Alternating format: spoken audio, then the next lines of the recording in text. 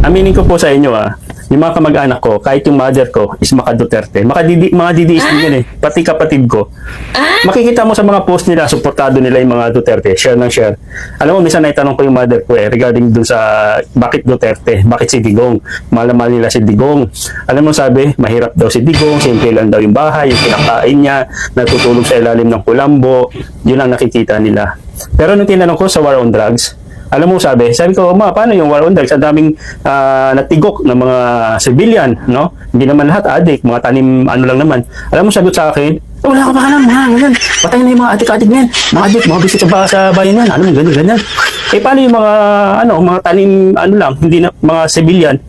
Sabi niya, hindi, totoo yan. Talagang si Duterte, nililinis niya. Alam mo, tinanong ko, paano kung isa sa mga anak mo ang tinaniman, wala naman, hindi naman talaga adik, tapos tinigok, anong gagawin mo? Alam mo, sagot ang mama ko, basta Duterte, ganun. Imagine mo yun. So, pwede palang kahit anak niya, kahit matukhang na hindi naman adik, pagtatanggol pa niya yung Digong. Alam mo yun, hanggang ngayon, minsan natatawa na ako, tanda na, pero wala namang masama. Ang sinasabi lang nila, hindi akma. Sa nangyayari, hindi nila nakikita yung ano ba talaga yung katotohanan. Nakikita nila yung kulambo, si Tatay Digong is Tatay Digong, pang mahirap. Alam niyo yun, hanggang doon, nakapokus lang sila doon. Parang ang babaw. Parang ganun. Kahit kapatid ko, si Inday Sara, mabait.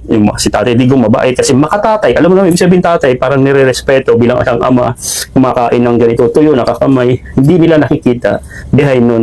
Diba? Simpleng bahay. Siyempre, front lang yan, bahay. Pero napakayaman. Mga anak nun, mga mansion.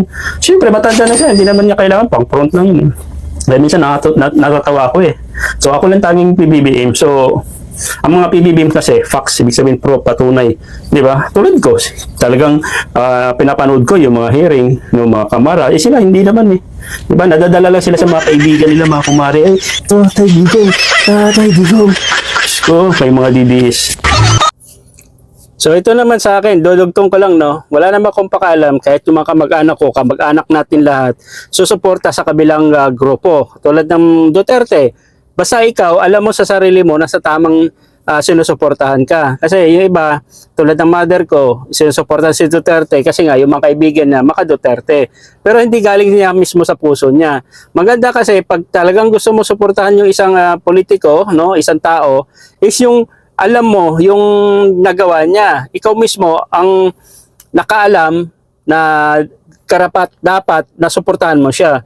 Pero kung yung kanyang ginagawa is hindi maganda, okay? Alam mo hindi maganda, siya yung dahilan kaya naggulo yung bansa natin.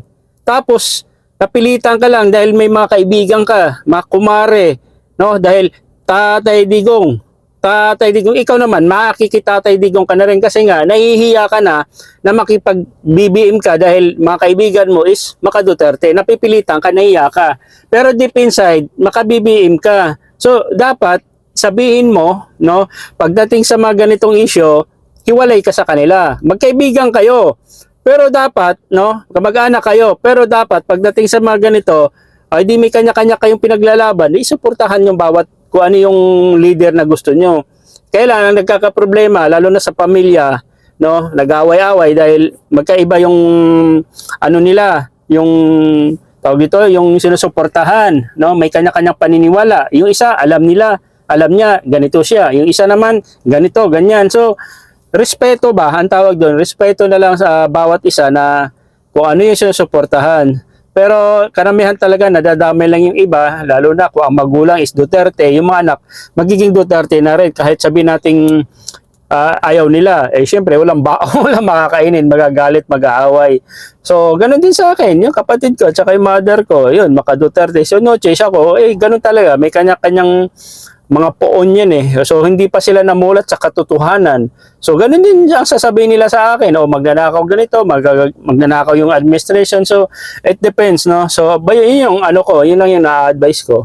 Okay, so sa lahat ng mga PBBM supporters, yan, maraming salamat. Kung hindi ka pa nakasubscribe dito sa ating YouTube channel, paki-subscribe, and kung hindi ka pa nakafollow sa ating Facebook page, paki-follow PBBM Reaction TV. Pare-pareho lang po yan sa YouTube at saka sa Facebook page. Maraming salamat, mga idol.